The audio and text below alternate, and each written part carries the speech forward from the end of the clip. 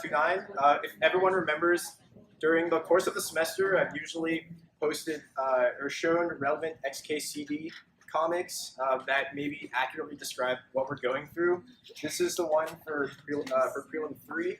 Of course, I made no edits. This is completely taken straight from the website, and so I think all of us can relate to how these people are feeling. Nevertheless, let's move on. So in 5.29, we're working with a metal sphere being dropped through a hot liquid. So the first thing we want to do when tackling problems like these are to understand what we're dealing with and what we need to calculate or what we need to find. So we have a metal sphere in our hot fluid, and we know that we need to use the Reynolds, Nusselt, and Prandtl numbers. And we're also told to use a graph from exercise 5.28, which is something we perhaps haven't seen before. And we'll take a look at that in a second. And the most important part, what do we want? We want to find the diameter of the sphere needed to get the different thermal and thermodynamic and other properties of our desired setup, perhaps for scaling purposes.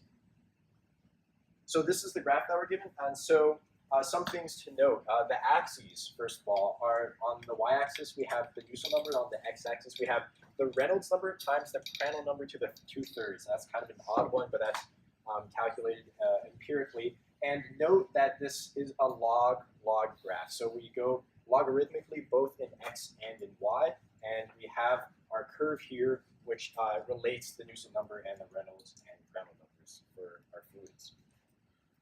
Our experimental setup has our sphere with a diameter d, and we know it's falling with a velocity of 0.17 meters per second. We're also given the desired heat transfer coefficients, thermal conductivities, viscosity of the fluid, density of the fluid, and heat capacity of our fluid. And so what is the real question that we're trying to get at here? The thing is that we have a few different ways of calculating D, right? And so we want to get a constant D that is consistent with all of the numbers that we're given. And so let's write down some of those dimensionless quantities that were given in the graph. The Nusselt number is here, HD over K. The Reynolds number is D V rho divided by mu. And finally, the Prandtl number is CP mu divided by K.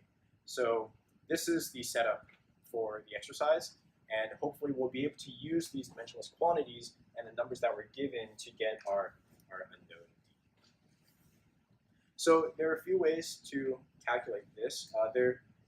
One way is with using a guess and check and an iterative method, and I think all of us are very familiar with how those sorts of things work. And the other is with a graphical method, which is suggested in the exercise. The guess and check is not described in the problem statement, but we're going to go over that first. So again, what do we really want? We really want that D, right? But as we saw earlier, D shows up in both the Reynolds number and the Nusselt number. So how do we make sure that we have the same D for both? So one thing we can do is guess a value of the diameter. All right. So with that diameter, what can we do with it? We can calculate the Reynolds number times Prandtl number to the 2/3 using that guessed diameter. And then with our graph, we can relate this quantity to the Nusselt number, right? Because we have that curve. And then using the Nusselt number, calculate the diameter and check the two. So does the guessed diameter here match the calculated diameter when using the graph? And if it does not, that's really unfortunate, and we have to modify our estimate. And if they do match, we're good to go. Right? So I did a few iterations. I first guessed about a diameter of 0.1 meters, and what I did was I plugged it into the expression for Reynolds times Prandtl to the 2/3. We know all of these values, right? All of these ones were given, and the D we assumed, so we should be able to calculate that. And we do. Don't forget about units. And we get that Reynolds times Prandtl 2/3 is about 6.3 times 10 to the 4th. Note that it is unitless because both the Reynolds and Prandtl numbers are unitless. And And so we go and take this number to the graph, and then we can read off what Nusselt number we want. So we have 6.3 times 10 to the fourth, which is about 63,000. Don't forget when we read off, this is 10,000, 20,000, 30,000, 40,000, etc. We read that on the graph, and we get a Nusselt number of approximately 150, 152. And we can use that Nusselt number, which we know is hd over k. We know h and k, right? We know h, k, and we calculate d, which is 2.4 times 10 to the negative 3 times 152, which is about 0.36 meters. And remember, our previous guess was 0.1 meters, and so they don't match, so we have to go another round. I'll go through the rest of them pretty quick. I lowered my d. D is now 0.01 meters. And I recalculate the Reynolds number times Prandtl to the 2/3. This time I get 1 order of magnitude smaller. Go back to the graph, and we now have a Nusselt number of 50. Do the same thing, back calculate the diameter from the known Nusselt number now. D is now 0.012 meters, which is close but not quite. And so I magically guessed D equals 0.013 meters. And so I recalculated again. This time I have 8.1 times 10 to the 3. Go onto the graph, Nusselt number 55, and recalculate diameter again. Lo and behold, they're the same. And so now since the two diameter, the guess diameter and the diameter that we're corroborating with are the same, we know that this is the diameter that we're looking for. Okay. Any questions on the iterative method? All right, then, so let's move on to the method that was described in the question. Hopefully no one had too much trouble with this. So we use a graphical method. And so we know that the Nusselt number, this is part A, the Nusselt number is hd over k. So maybe we solve for d in terms of the Nusselt number, right? So we multiply k over implied h, and then we plug in the known values of k and h, and now we can relate the diameter to the Nusselt number. So d is 2.36 times 10 to the negative 3 times the Nusselt number.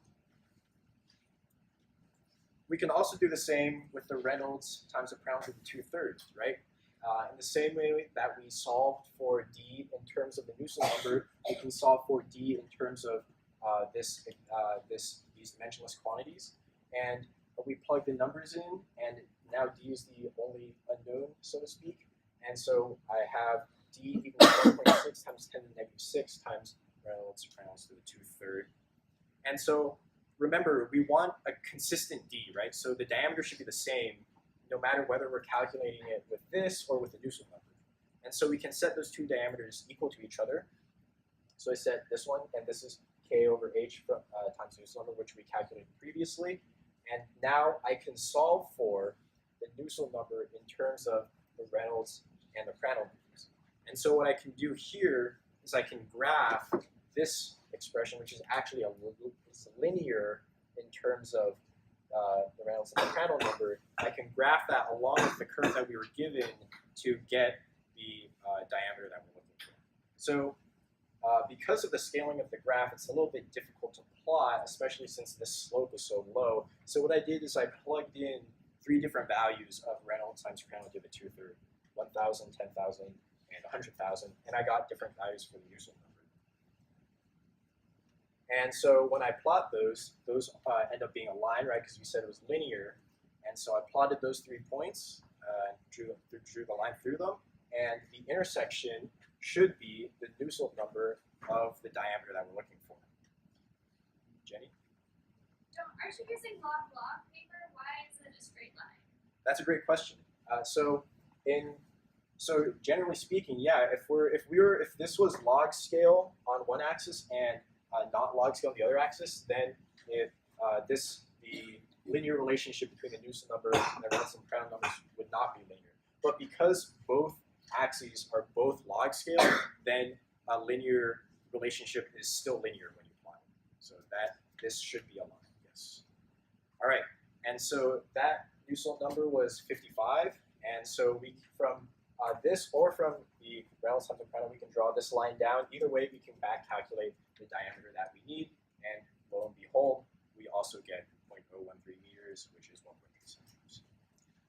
And so are there any questions about the two different methods? All right. So the last thing is what is the thought process you should be going through when you encounter an exercise like this on in the calculation session or now on final. So guess and check in many cases works. If you're desperate and you don't really know how to solve an exercise, that may be the only way to go. And in some cases, as you saw, guess and check is the only way to solve some questions.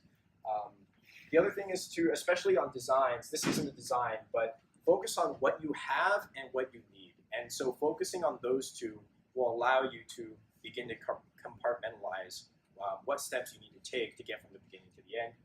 And lastly, understanding what that graph between the Nusselt and the Reynolds numbers means, and when we can use it, and what equations can be plotted, and how they relate is really important.